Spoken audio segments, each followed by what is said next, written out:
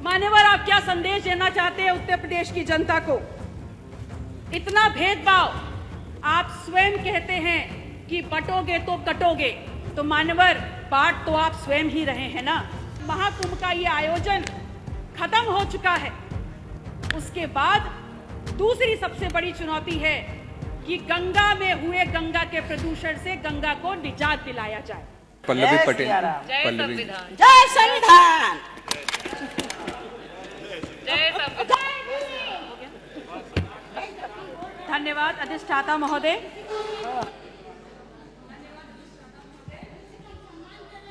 जहां तक इस मेगा बजट का सवाल है और इस मेगा बजट के आकार का सवाल है, तो ये बहुत ही आकर्षक है। निसंदेह इसमें बड़ी बड़ी योजनाओं का उल्लेख है। मिलियन ट्रिलियन इकोनॉमी की बात हम कर रहे हैं, तो एक बात तो स्पष्ट हो जाती है कि आप सब माननीय प्रधानमंत्री नरेंद्र मोदी जी से जरूर इंस्पायर हैं कि अगर झूठ भी बोलो तो विजन बड़ा होना चाहिए। ये सरकार आकंठ भ्रष्टाचार में डूबी हुई है, इसलिए सबसे पहले भ्रष्टाचार की लड़ाई पे भारतीय जनता पार्टी की क्या नीति है, ये इस सदन में भारतीय जनता पार्टी की सरकार स्पष्ट करे।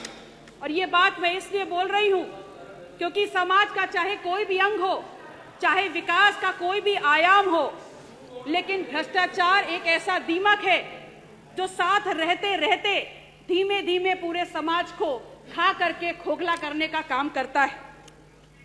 और मुझे समझ में नहीं आता, बहुत दुर्भाग्यपूर्ण है ये कि जिस भी मजबूरी से भ्रष्टाचार और भ्रष्टाचारियों को आप प्रश्रय दे रहे हैं, मैं नेता सदन से कहना चाहती हूं कि इसका सीधे सीधे असर पूरे 25 करोड़ लोगों के हितों को प्रभावित करता है। खुलेआम मैंने ये मुद्दा इस सदन में उठाया, तमाम साक्ष्य, तमाम प्रपत्रों के साथ। और प्राविधिक शिक्षा विभाग के कर्मचारी भी चिल्ला चिल्ला कर कह रहे थे, लेकिन आप उस पर कार्रवाई नहीं करेंगे, आप उस पर बात नहीं करेंगे, और अगर सवाल पूछो तो नेता सदन क्रोधित हो जाते हैं।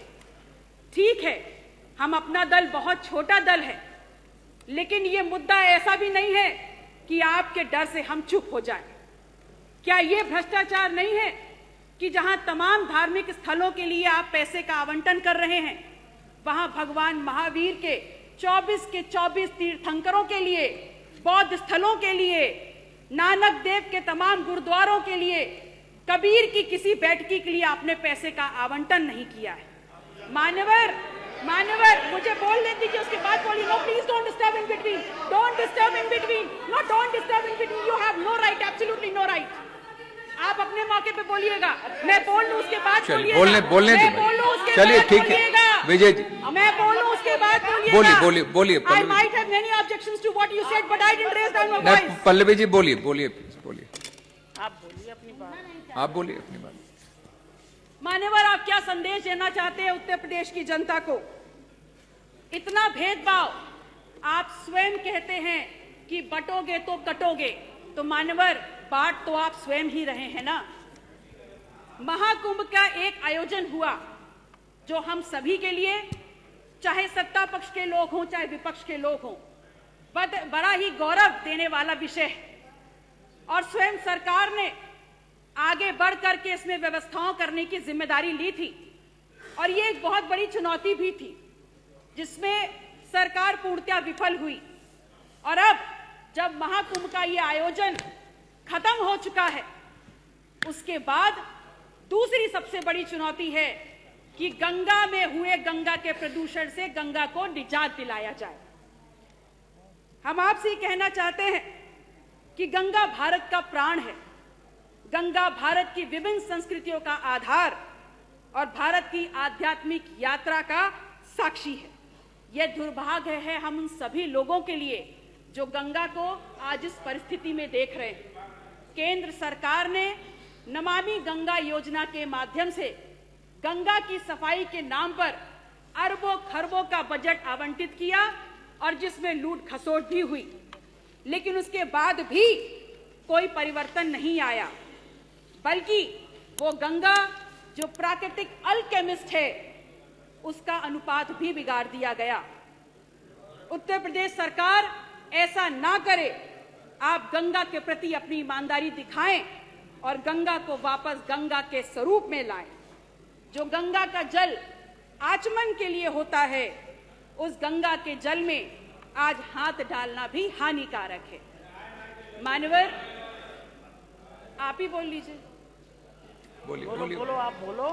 बोलने दीजिए भाई। भारत अर्थात इंडिया एक कृषि प्रधान देश है और महत्वपूर्ण तथ्य यह है मान्यवर कि उत्तर प्रदेश जैसे विशाल और कृषि प्रधान राज्य में जहां जनसंख्या का 2/3 से भी ज्यादा हिस्सा खेती से जुड़ा हुआ है, आज वही किसान परेशान है खाद DAP के लिए, वही परेशान है आज बीज ना मिलने से, आवारा पशुओं के आतंक से परेशान है, तो रात दिन बढ़ते कर्ज से परेशान है, मजबूर है खेती छोड़ने के लिए और अंततः आत्महत्या करने के लिए। मैं पूछती हूं सरकार से, मैं पूछती हूं सत्ता पक्ष से कि क्या संवेदनाएं हैं आपकी, क्या नीति है आपकी किसान और खेत से जुड़े हुए इन खेतों की और खेत से जुड़े हुए इन किसानों की सुरक्षा के प्रति। इस प्रदेश में युवाओं की क्या स्थितियां हैं, क्या परिस्थितियां हैं, ये किसी से छुपी नहीं है। हम ये जानते हैं कि 69,000 शिक्षक भर्ती का जो मुद्दा रहा, उसमें संवैधानिक दर्जा प्राप्त आयोग ने भी कहा कि 6800 छात्र छात्राओं के प्रति गलत हुआ है, जिसको आप सिरे से नकार रहे हैं।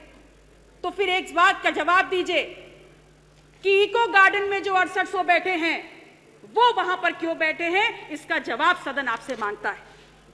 शिक्षा के प्रति आप कितने गंभीर हैं, ये बात इसी बात से प्रदर्शित हो जाती है कि कैसे आपने लगभग 27,000 परिषदीय स्कूलों पर ताला लगाने का सोच लिया और वहीं दूसरी तरफ प्राइवेट स्कूलों की फीस वृद्धि पर आपका कोई नियंत्रण नहीं है।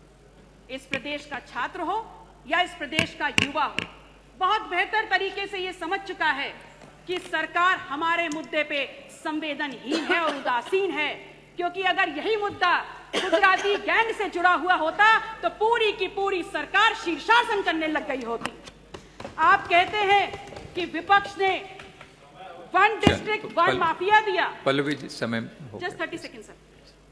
मान्यवर, यह बात भी स्वीकार कर ले कि आज इस वक्त प्रदेश का सबसे बड़ा आर्थिक माफिया आपकी सरकार का हिस्सा है, तो इस पर भी जवाब दे दीजिए।